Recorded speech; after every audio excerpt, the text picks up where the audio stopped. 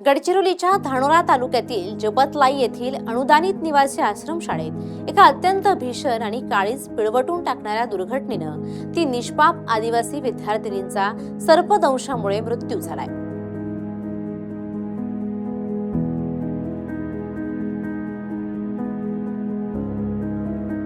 अन्य 3 विद्यार्थिनींची प्रकृती अत्यंत चिंताजनक असून त्यांच्यावर रुग्णालयात आयसीयू मध्ये उपचार सुरू आहेत।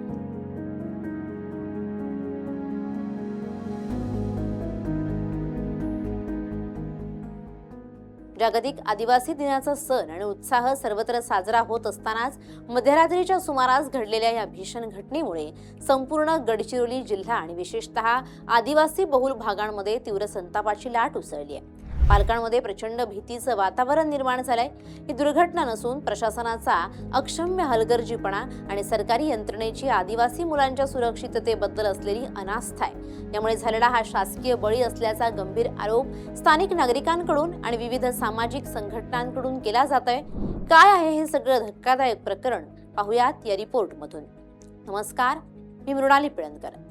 धानोरा तालुक्यातील जपतलाई येथे कुप्पालिंगो शैक्षणिक आणि संस्कृती विकास संशोधन संस्था संचलित अनुदानित आश्रमशाळा आणि त्याचे निवासी वसतिगृह कार्यरत आहे। या आश्रमशाळेत गडचिरोली जिल्ह्यातील अत्यंत दुर्गम आणि अतिसंवेदनशील नक्षलग्रस्त भागातील जसे की एटापल्ली, भामरागड आणि धानोरा तालुक्यातील गरीब आदिवासी कुटुंबातील मुली शिक्षणासाठी राहतात। 9 ऑगस्ट रोजी संपूर्ण देशात आणि गडचिरोली जिल्ह्यात जागतिक आदिवासी दिन मोठ्या उत्साहात साजरा करण्यात आला। आश्रमशाळेतही दिवसभर विविध सांस्कृतिक कार्यक्रम आणि आदिवासी संस्कृतीचं दर्शन घडवणारे उपक्रम राबवण्यात आले होते। दिवसभराचे कार्यक्रम आटोपून रात्री जेवण झाल्यानंतर सर्व विद्यार्थिनी वसतिगृहातील आपल्या खोलीत नेहमीप्रमाणे झोपण्यासाठी गेल्या होत्या। पावसाळ्याचे दिवस असल्याने या परिसरात विषारी कीटक आणि सापांचा वावर मोठ्या प्रमाणात असतो। अशा अत्यंत संवेदनशील काळात आश्रमशाळेच्या प्रशासनानं विद्यार्थिनींच्या खोल्यांमध्ये आणि इमारतीच्या परिसरात चोख सुरक्षा व्यवस्था ठेवणं गरजेचं होतं, परंतु प्रत्यक्षात परिस्थिती अत्यंत विदारक होती। रात्री साधारण 2:30 वाजण्याच्या सुमारास सर्व मुली गाढ झोपेत असताना एका अत्यंत विषारी सापानं खोलीत प्रवेश केला आणि जमिनीवर झोपलेल्या चिमुरड्या विद्यार्थिनींना एका पाठोपाठ एक अशा पद्धतीनं दंश करण्यास सुरुवात केली। रात्रीच्या गडद अंधारात सापानं दंश केल्याचं सुरुवातीला काही मुलींच्या लक्षात आलं नाही, परंतु काही वेळातच विष अंगात भिनू लागल्यानं मुलींना असह्य वेदना होऊ लागल्या आणि त्यांनी मोठ्यानं ओरडण्यास सुरुवात केली। मुलींचा ओरडण्याचा आवाज ऐकून वसतिगृहातील इतर मुलं, तिथे उपस्थित असलेले कर्मचारी जागे झाले। त्यांनी तात्काळ मुलींच्या खोलीकडे धाव घेतली असता खोलीत विषारी साप असल्याचं आढळून आलं आणि 3 ते 4 मुलींना सापानं चावा घेतल्याचं उघड झालं। या अत्यंत गंभीर आणि आणीबाणीच्या प्रसंगी वसतिगृहात उपस्थित असलेल्या कर्मचाऱ्यांची एकच तारांबळ उडाली। या संपूर्ण संवेदनशील आणि भीषण घटनेच्या वेळी वसतिगृहाची मुख्य जबाबदारी सांभाळणाऱ्या महिला अधीक्षक तिथे उपस्थित नव्हत्या। त्या चक्क गैरहजर असल्याचं समोर आल्यानं सुरक्षा यंत्रणेचा पुरता बोजवारा उडाल्याचं स्पष्ट झालं। जर महिला अधीक्षक तिथे उपस्थित असत्या तर कदाचित परिस्थिती अधिक चांगल्या प्रकारे हाताळता आली असती, असा आरोप आता केला जातोय।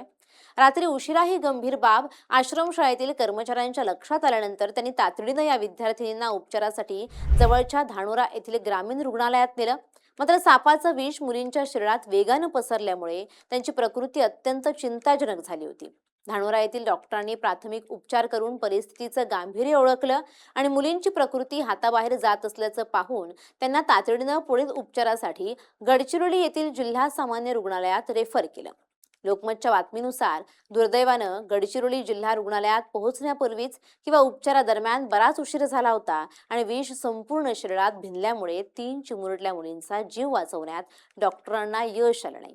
या दुर्दैवी घटनेत सुष्मिता सरोजित मंडल वय 14 वर्ष, दीपिका ऐतवा लकडा वय 12 वर्ष आणि अनु गजुराम कोरेटी वय 8 वर्ष या 3 निष्पाप विद्यार्थिनींचा मृत्यू झालाय। यातील 2 मुली एटापल्ली तालुक्यातील तर एक धारुणा तालुक्यातील रहिवासी असल्याचं समजतंय।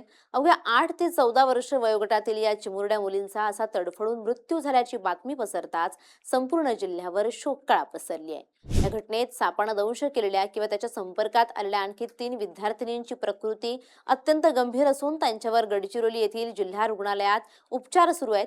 दीपिका बिटरलुसाय मडावी वय 11 वर्ष, समृद्धी सुरेश नैताम वय 14 वर्ष आणि कविता राजकुमार किरंगा वय 12 वर्ष अशी उपचार सुरू असलेल्या मुलींची नावं आहेत। त्यांची प्रकृती चिंताजनक असल्याचं वैद्यकीय सूत्रांकडून सांगण्यात आले। डॉक्टर या मुलींचा जीव वाचवण्यासाठी शर्थीचे प्रयत्न करतायत. संपूर्ण प्रशासन त्यांच्या आरोग्यावर लक्ष ठेवून आहे. या दुर्दैवी घटनेची माहिती मिळताच मृत आणि जखमी विद्यार्थिनींच्या पालकांनी आणि नातेवाईकांनी गडचिरोली जिल्हा रुग्णालयाच्या परिसरात एकच गर्दी केली होती. आपल्या पोटच्या गोळ्यांचा केवळ प्रशासकीय निष्काळजीपणामुळे असा तडफडून मृत्यू झाल्याचं पाहून पालकांनी आणि नातेवाईकांनी रुग्णालयाच्या परिसरात केलेला आक्रोश अत्यंत हृदयद्रावक होता.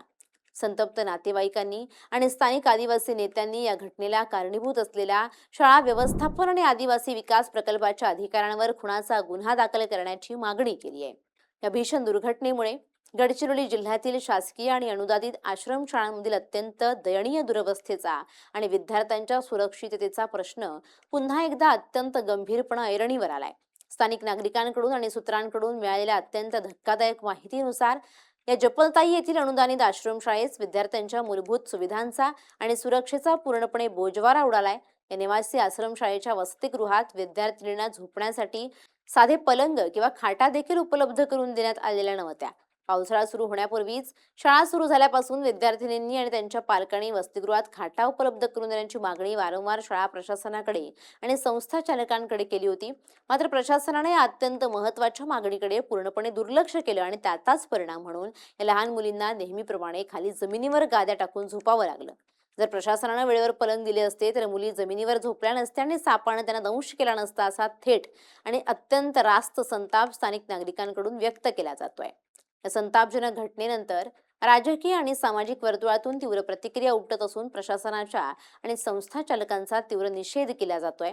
आझाद समाज पार्टीचे गडचिरोली जिल्हाध्यक्ष राज बनसोड यांनी या प्रकरणी अत्यंत आक्रमक भूमिका घेतली असून प्रशासनाला धारेवर धरलंय. त्यांनी म्हटलंय की संस्थेचे संस्थापक, अध्यक्ष आणि सरकारी प्रकल्प अधिकारी स्वतः एसी खोलीमध्ये बसून आराम करतात, मात्र त्यांच्या अंतर्गत येणाऱ्या आदिवासी आश्रमशाळांची अवस्था अत्यंत दयनीय झाली आहे. तिथे गरिबांच्या लेकरांना जमिनीवर झोपावं लागतं. जर अशा हलगर्जीपणामुळे निष्पाप आणि गरीब आदिवासी मुलींचे प्राण जात असतील तर संबंधित दोषी शाळा व्यवस्थापन आणि प्रकल्प अधिकाऱ्यांवर तातडीनं निलंबनाची फौजदारी कारवाई झाली पाहिजे. तसंच त्यांनी राजकीय नेत्यांवरही टीका केली आहे. नैतिक जबाबदारी स्वीकारून काँग्रेस जिल्हाध्यक्ष पद भूषवणाऱ्या विश्वजित कोवासे यांनी आपल्या पदाचा राजीनामा द्यावा आणि आधी स्वतःची संस्था, वसतिगृह सुरळीत चालवून दाखवावं, असा घणाघाती इशारा दिलाय. पावसाळ्याच्या दिवसात गडचिरोलीसारख्या विस्तीर्ण वनक्षेत्र आणि दुर्गम डोंगरदऱ्या असलेल्या जिल्ह्यात सर्पदंशांच्या घटनांमध्ये मोठी वाढ होते. अशावेळी ग्रामीण आणि दुर्गम भागातील प्राथमिक आरोग्य केंद्र, उपकेंद्र आणि निवासी शाळांमध्ये सर्पदंश प्रतिबंधक लस किंवा पुरेशी प्रथमोपचार सामग्री उपलब्ध असणं अनिवार्य आहे. पूर्वी देखील दुर्गम भागातून गंभीर रुग्णांना हेलिकॉप्टरद्वारे रेस्क्यू करावं लागलं होतं. यावरून या भागातील बिकटता स्पष्ट होते. परंतु एवढा मोठा आपत्कालीन इतिहास असतानाही जपलताई येथील आश्रमशाळेत आणि स्थानिक आरोग्य यंत्रणेत तत्परतेचा अभाव दिसून आला. रात्री 2:30 वाजता घटना घडल्यानंतर मुलींना आधी धानोरा आणि नंतर गडचिरोली येथे हलवण्यात जो वेळ गेला तो या मुलींच्या जीवावर बेतला. स्थानिक पातळीवरच तातडीनं योग्य औषधोपचार मिळाले असते तर कदाचित या तीनही मुलींचे प्राण वाचू शकले असे, असं मत तज्ज्ञांकडून व्यक्त केलं जाते. या संपूर्ण प्रकरणाबाबत अद्याप स्थानिक जिल्हा प्रशासन, आदिवासी विभाग, प्रकल्प कार्यालय किंवा संबंधित शिक्षण विभागाकडून कोणतीही अधिकृत भूमिका किंवा सविस्तर स्पष्टीकरण जारी करण्यात आलेले नाही. मात्र या घटनेमुळे गडचिरोलीत आदिवासी पालकांमध्ये आपल्या मुलांना निवासी शाळांमध्ये ठेवण्याबाबत प्रचंड भीती आणि अविश्वास निर्माण झालाय. निष्पाप 3 मुलींच्या मृत्यूला कारणीभूत असणाऱ्या शाळेचे परवाने रद्द करण्यात यावे. संबंधित गैरहजर महिला अध्यक्षकेवर तात्काळ निलंबनाची कारवाई करून गुन्हा दाखल करावा आणि मृत विद्यार्थिनींच्या कुटुंबांना शासनाकडून योग्य आर्थिक मदत देण्यात यावी, अशी जोरदार मागणी आता संपूर्ण जिल्ह्यातून लावून धरली जाते. आदिवासी विकास विभागाचे वरिष्ठ अधिकारी आणि जिल्हाधिकारी या प्रकरणी काय पावलं उचलतात आणि दोषींना पाठीशी घालतात की त्यांच्यावर कठोर कायदेशीर कारवाई करतात, याकडे आता संपूर्ण महाराष्ट्राचं लक्ष लागलंय. Bureau report, LS Marathi.